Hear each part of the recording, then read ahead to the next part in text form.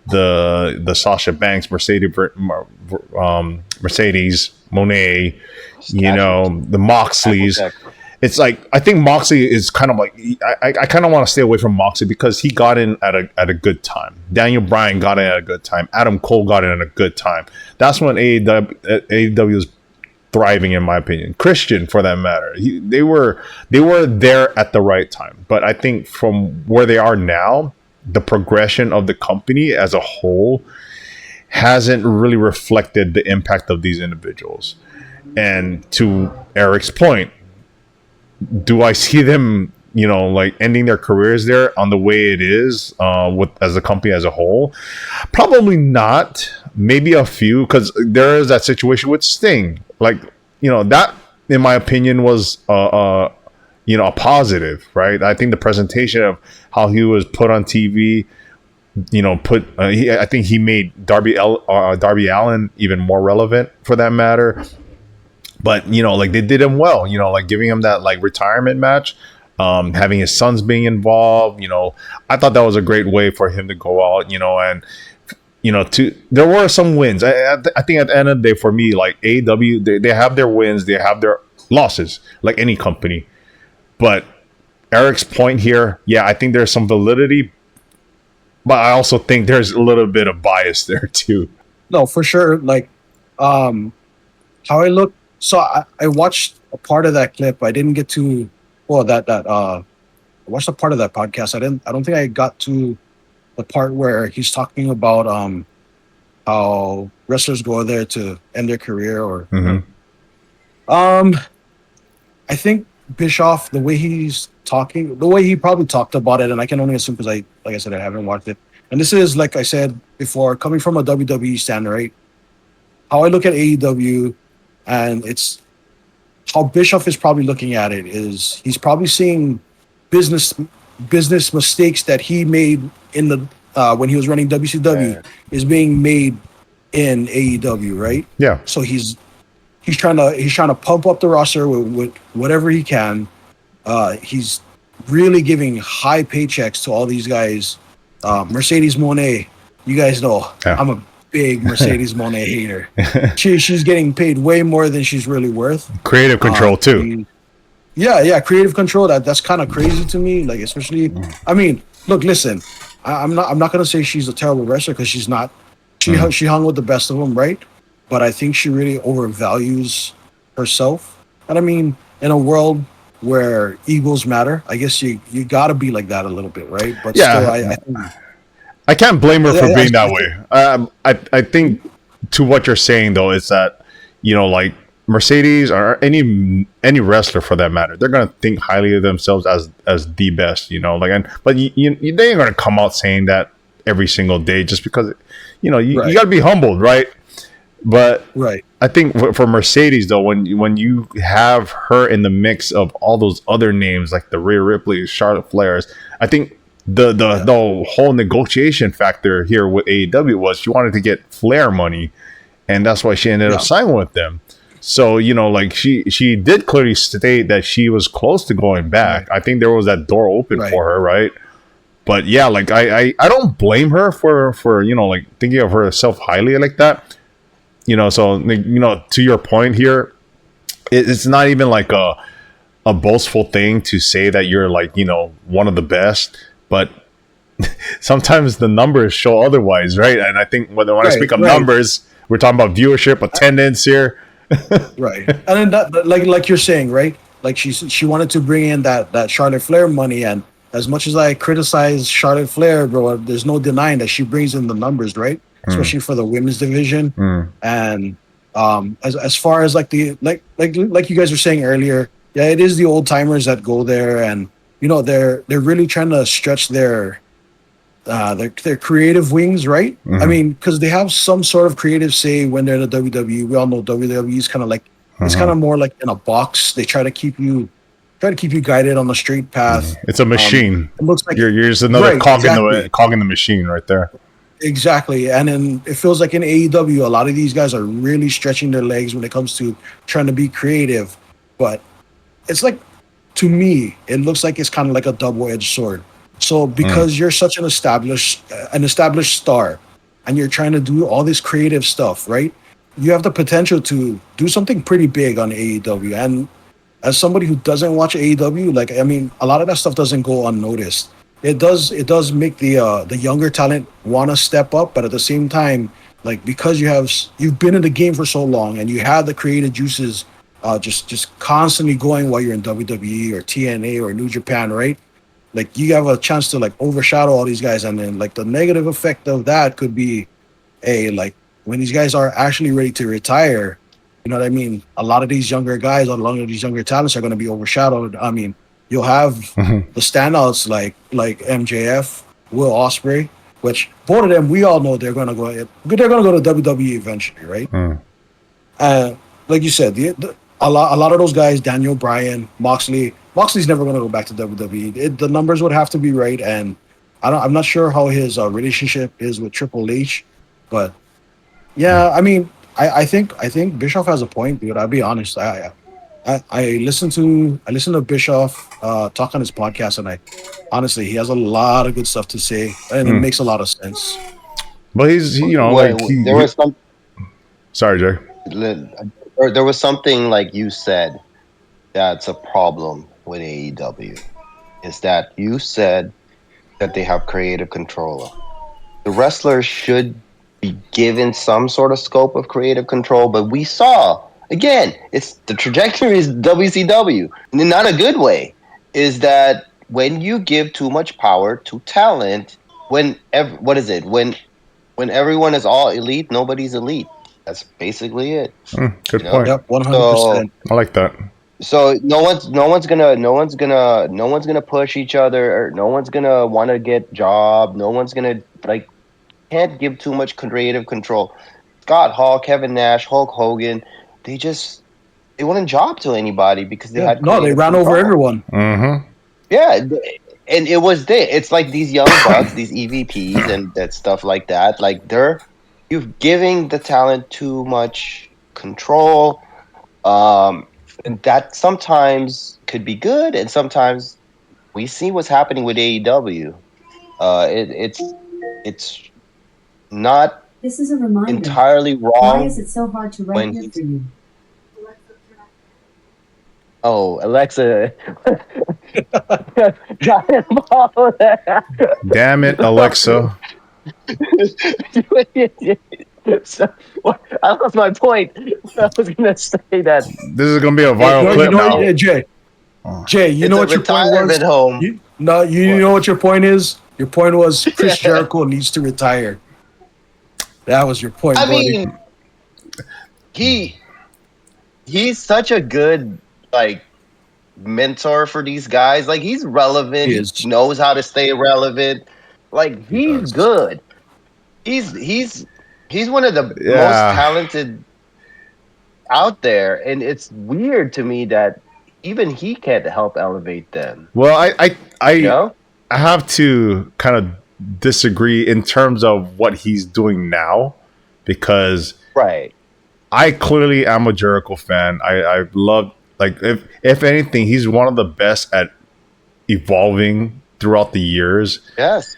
But this whole learning tree thing has ran its course, and I see it as, you had some of these guys like Big Bill and some of those other guys that are with them to kind of help elevate them and give them some of the spotlight, but it hasn't done anything for me. I think the whole Jericho factor here has ran its course. I feel like he can be more instrumental off screen at this point, and I think give the time to some of these guys that were just clearly released, for that matter, because they had such great talent, and I think when we keep going back to that whole topic of TV time, it's clearly almost like a rat race here with some of these old heads.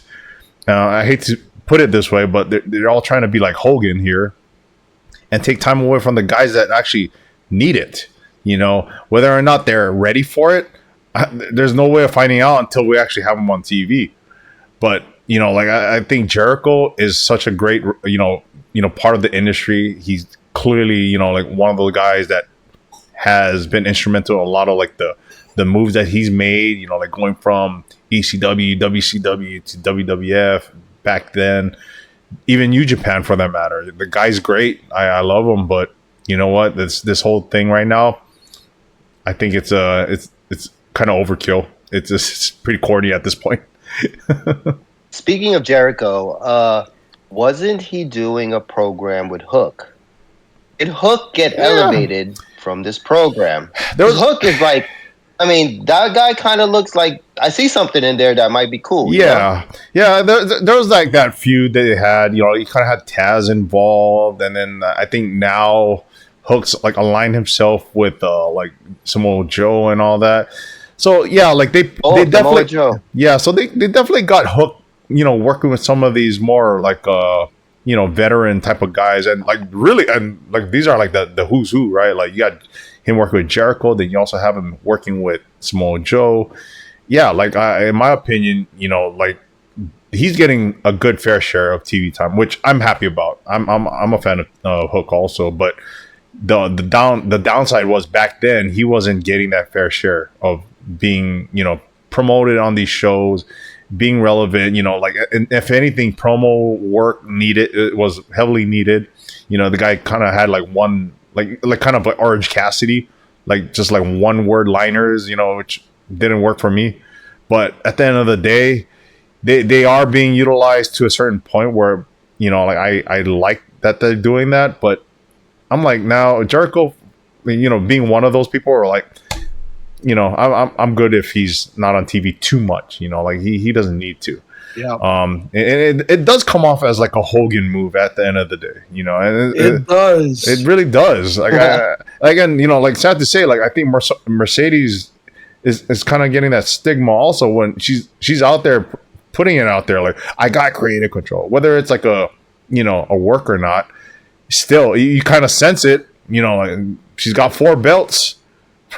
Being like from other promotions, like clearly she's playing that card, and I think you know, when it gets to that point, you know, like you guys touched on this, too much power is not good, and I think creative control should be granted, but there should also be guidelines, and I think it has to work within the realms of the company that they work for, so both sides benefit for that matter. But then, you know, like from this, go ahead. Nah, like you said, dude. Like I think Jericho, at this point in his career, I mean, I know he likes being on TV and everything, but I swear Jericho was one of those guys that was critical of the part timers and the old timers coming in and taking up spotlights when he was earlier in his career, right? Right. So I mean, like, I know a lot of these guys have changed their minds. Like, look at John Cena, CM Punk. All these guys have kind of changed their minds now that they've gotten older, and I think AEW could actually benefit a ton with Jericho being behind the scenes. You know what I mean? Like helping produce the scenes and everything. Which it's crazy because CM Punk was trying to do that stuff. right, exactly. So I mean, I think Chris Jericho right now, he doesn't really have that self-awareness that maybe he's kind of done. You know what I mean? I mean, we know he can still go, but I think his talent set as of right now would be better off if he was helping the younger talent come up and helping behind the scenes to make AEW a more appealing product. You know, showing Tony Khan what would make somebody like me really want to tune into AEW instead of WWE or alongside WWE. You know what I mean? Right. No, yeah, that's a good point. And it's funny because like I do kind of want to segue into the next topic here, and we were kind of like throwing that name out there, Hogan. I'm not sure if you guys actually saw this. Also, you know, Seth got interviewed during Super Bowl weekend, being talked about Hogan getting booed at that Netflix debut, which I happened to be there actually in person, and it was pretty deafening. You know, like the boos were not piped in. It was all of those people in attendance. I know it was a LA crowd, and we can go down that hole, like, you know, the politics and all that, but there was also people like The Undertaker that was present, and you know, Stephanie McMahon, Triple H. We know where they aligned politically. They were not booed. They were definitely heralded and cheered. Hogan, apparently, you know, like he was brought up to Seth Rollins, or I guess the topic came up with Seth Rollins and he clearly stated, he thought he was validated, and he feels that, to quote him, I'm all for people getting what they deserve. Is he right? Thoughts on that? Honestly, I think Seth's kind of right on this one. Hogan did say he believes politics played a part in them booing him, which he's not wrong. Politics did play a role in him getting booed, but Hogan has a really bad history. You know what I mean? He's a chronic liar, and I mean he delusional. Yeah, right. And then what is his name? The other guy that did the podcast with him that he Bubba called the Love Sponge. Oh wait. Was it? No. It was that one other guy that does the wrestling podcast. He interviewed Hogan. Oh, McAfee. Yeah. He was on that. Yeah, it was McAfee. Yeah, and how he was like, there's some other things. Yeah. We know what that jab was about. That jab was about. Yeah, and he knew. Bro. He knew it too. Right. He knew it. That's why he stopped it though, because he knew it. Well, yeah. He knew it. I mean, let me tell you something, brother. Like, bro, hey, I got nothing but love for Hogan as far as what he's done for the wrestling business. But hey, he made that bet, and now he's got to lay in it, right? True. Jay. Again, I grew up. Hogan is, he's a true American, man. He's a real American. That's what he is, Real, You gonna sing the song now? He is. I know you know the lines. It's actually on your AirPods right now.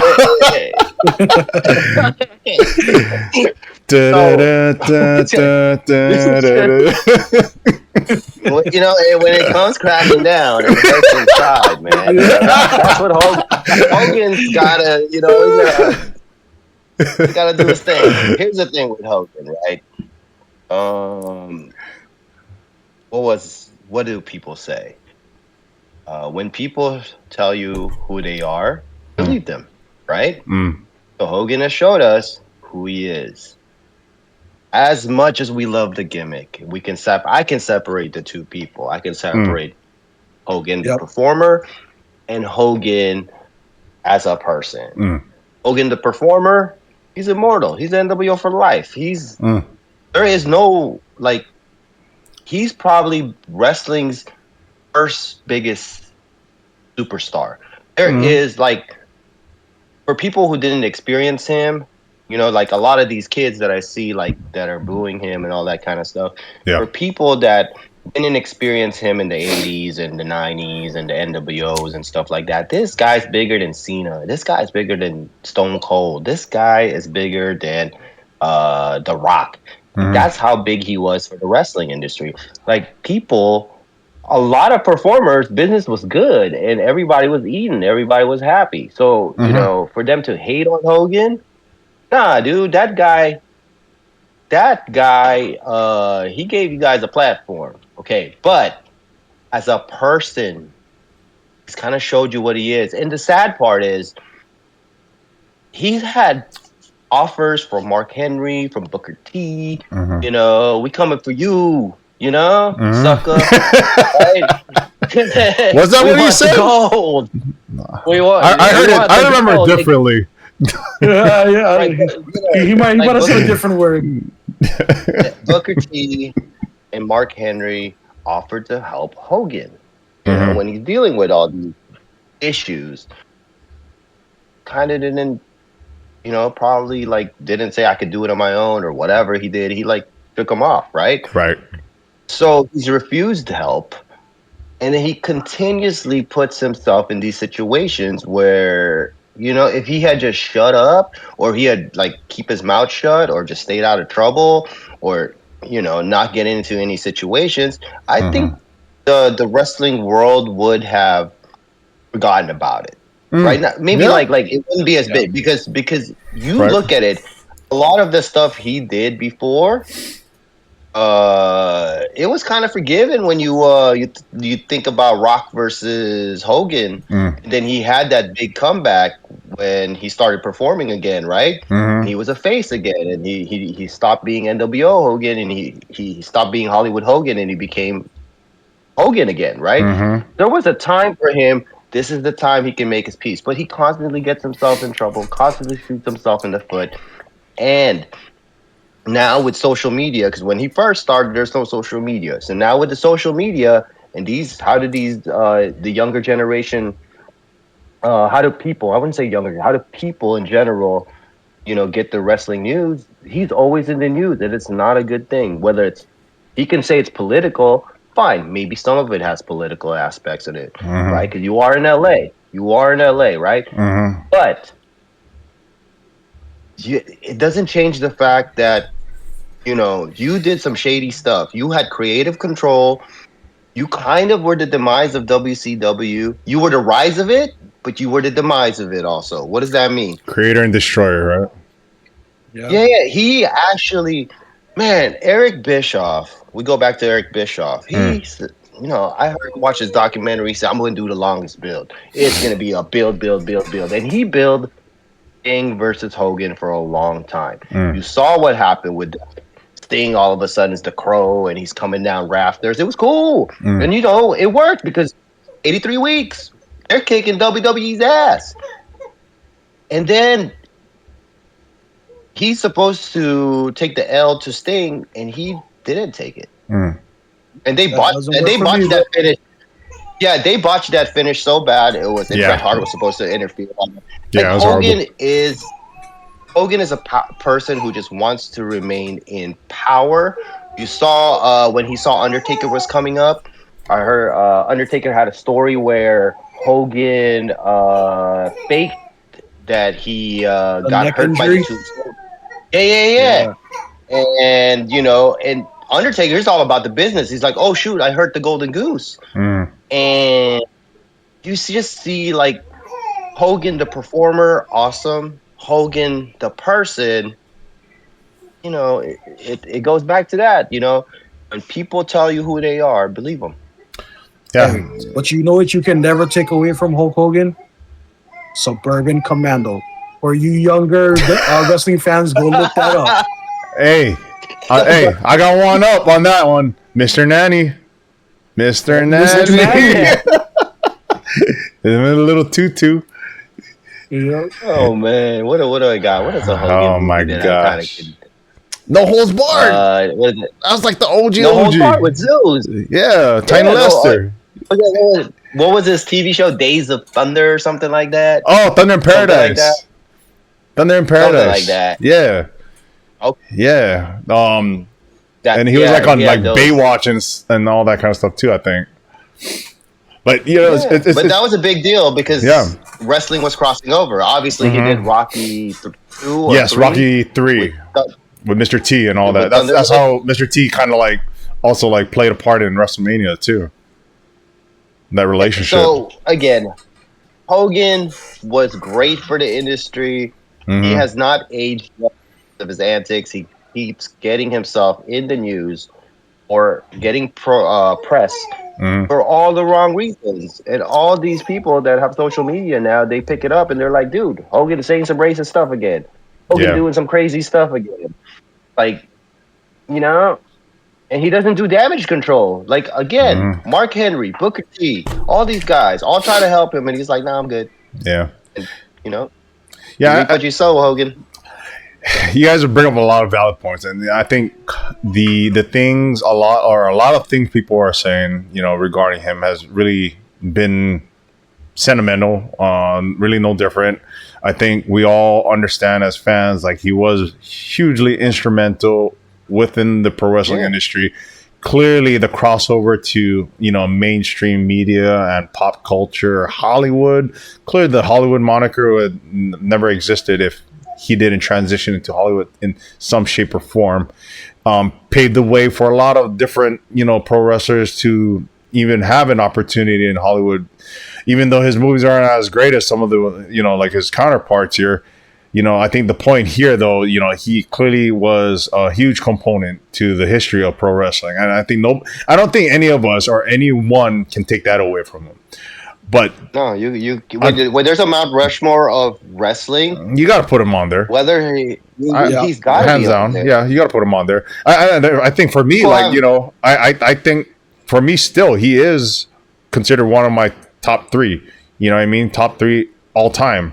And that's clearly another topic here that we'll touch on. But yeah, like Hogan as a person, I think is where a lot of the more current climate is, like more invested in, because to what you said, Jay, like the opportunities, the missed opportunities he's had, to make amends with the fan base, or just, the people that really are truly invested in pro wrestling. Never considered it. And I kind of want to add this here. I think, like you did say that he's had many opportunities where he was forgiven, and it's almost like at this point, like I don't know how many lives he has in that aspect of, like making these mistakes and just kind of like brushing them on the rug. I think it's ran its course, and I think he's oblivious to that. So, now it's kind of like, it's probably in his head, like, oh, they're going to forget about it. Not this one, not this one. Not this one. Not this time. Yeah. Yeah. And like you were saying earlier too, right? Undertaker had come out and supported Donald Trump in the election, right? He made a whole video with Kane Jacobs, aka Kane. Yeah. Right. And I mean, I think for majority of the country is okay with whoever you vote for, right? Whoever you vote for, regardless of whatever. Yeah. Right. We know how to separate it, right? Just separate politics from like everything else. Yeah. Exactly. But then I think, yes, like I said earlier, politics did play a part, but I think it's his antics and how he keeps getting in trouble, how he keeps getting portrayed in a negative light on the news, whenever he gets interviewed or something, because of all the stuff he's done in the past is what's negatively impacting him. You know what I mean? Yeah. No accountability. Yeah. I do not want to see sex tapes of you. I don't want to know your kids are doing bad and getting DUIs and all that stuff. Yeah. Like these are like, he's constantly, and then I don't want you like making racist remarks because of your daughter. Yeah. And or just because you have black friends, you know what I mean? Like that's not a free pass. Right. He's constantly on the news for bad things, or he's always on. It's just never good stuff. Right. So it catches up to you. I mean, he was able to recover from some of these things. Yeah. Again, we saw he came back to WWE, and actually, when he does these, wrestling is big on nostalgia, right? And when they do like a Raw 20th anniversary or Raw's 30th or 500th episode, whatever, they bring back the legends, right? And he's always been brought back. Yeah. And he's never got this kind of reception. Nope. But then again, when you constantly keep yourself in the news and it's not bad things, I mean, it's not good things, it's always bad. This is the reaction. And he just never has any accountability. He never like really says, "My bad, guys." This is you reap what you sow, Hogan. And again, as a performer, I think a lot of people are making money because of this guy. A lot of people are feeding their families because of this guy. This guy has given. He's huge for the industry as a performer. As a person, needs a little work there. I can still separate the two, right? But there are people, and we can see the people booing them. They cannot, and that's okay also, because can't blame them though. Can't blame them. Yeah, can't blame them. You can't blame them. Yeah. Like I think that's the thing. At the end of the day, is just like, with so much of that being so recent too. Like it's hard to control how people are going to react. And at the end of the day, for him, he's going to look at it the other way, start making these comments where it's just like he doesn't want to take any responsibility for him. And it just adds on to it. It just validates the reason why people boo you. So, it's unfortunate because I don't want to take any more time to discuss this, but I think we really touched on a lot of hot topics here, and for the most part, we just want to definitely move forward from all this, specifically the negative stuff. And I think we can at least hope Mr. Terry Bollea changes his ways before it's too late. So other than that, guys, Be a real American. Absolutely, right? Take your vitamins. Yeah. Follow what you preach at the end of the day. But yeah, guys, let's that's this episode, and if anything, we'll definitely come back with more news. And for all our viewers, don't forget to subscribe. We out. What is the code? Who does the code?